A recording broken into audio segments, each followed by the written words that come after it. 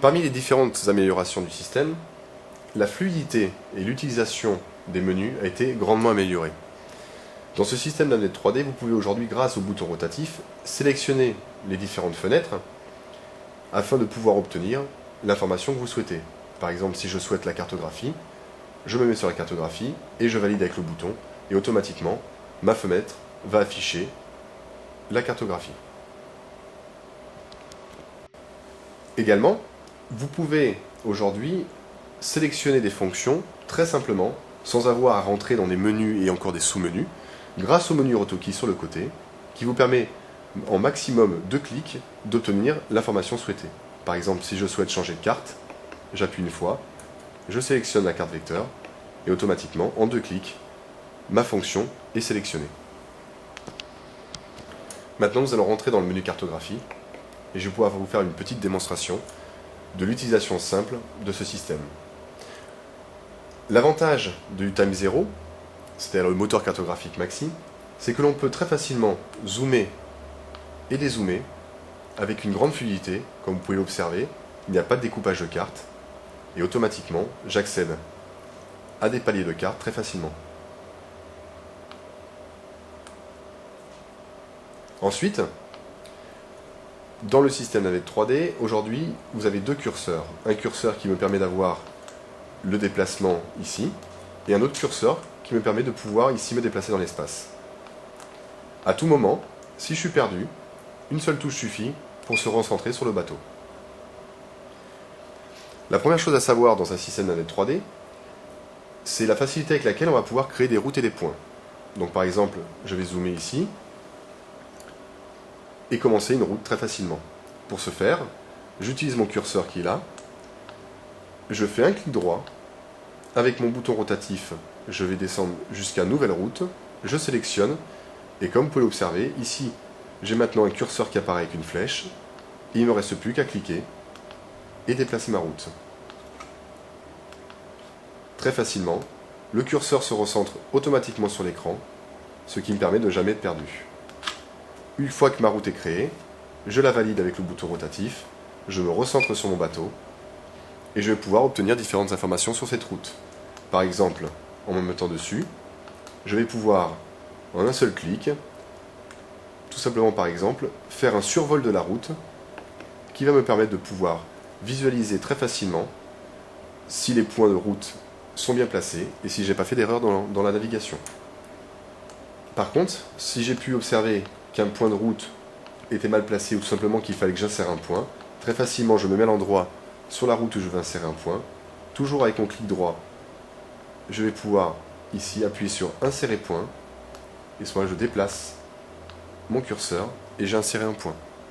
Une fois que ma route est créée, qu'elle est validée et donc qu'elle est sûre, je me mets dessus, je fais toujours mon clic droit, activer, et automatiquement, maintenant, mon bateau va se déplacer vers mon premier point, et toutes les informations de navigation vont par exemple être envoyées à mon pilote automatique.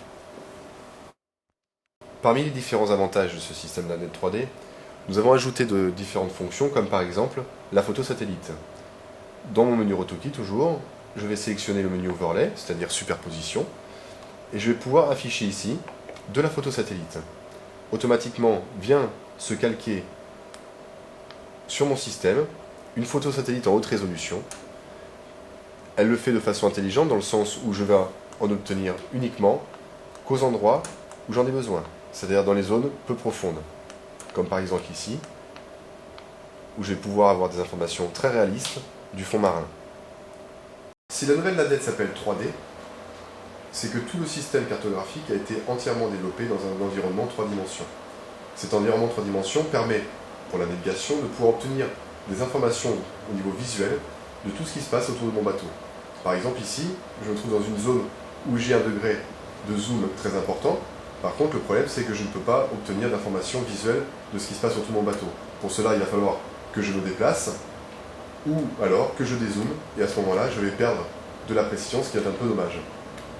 La 3 dimensions va me permettre, très simplement en appuyant sur le bouton, d'obtenir une vue de ce qui se passe devant mon bateau beaucoup plus importante. Cette vue est à 45 degrés derrière le bateau, c'est-à-dire une vue type aérienne.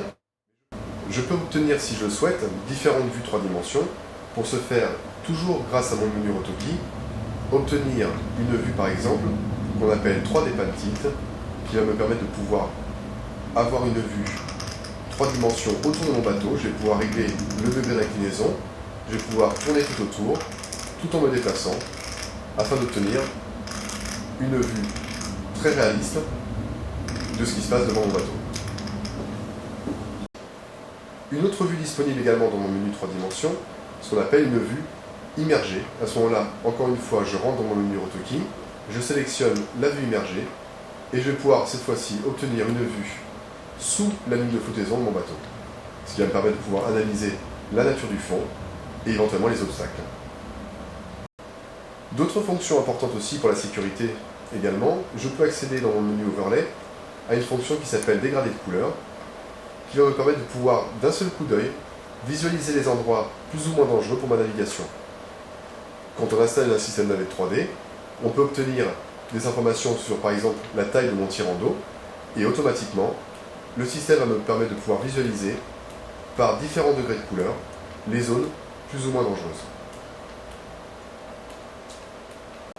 Une fonction intéressante également, je vais pouvoir mesurer la distance entre deux points. Je vais accéder encore une fois grâce à mon bouton AutoKey sur une fonction qui s'appelle la règle. À ce moment-là va s'afficher également ici un petit curseur qui va me permettre de pouvoir mesurer la distance entre deux points. Je vais pouvoir également obtenir, si je le souhaite, ce qu'on appelle une double cartographie. Donc je déplace grâce à mon curseur, je valide, et j'accède à une fenêtre très intéressante qui me permet d'avoir d'un côté une cartographie raster avec de la 3 dimensions des photos satellites, et de l'autre côté, je conserve une carte en vecteur, très simple en plan 2D, qui me permet de jamais me perdre sur ma carte. Je peux bien entendu utiliser les deux cartographies indépendamment, tout simplement en déplaçant mon curseur. Ici, sur la partie gauche, je zoome et je dézoome sur la raster.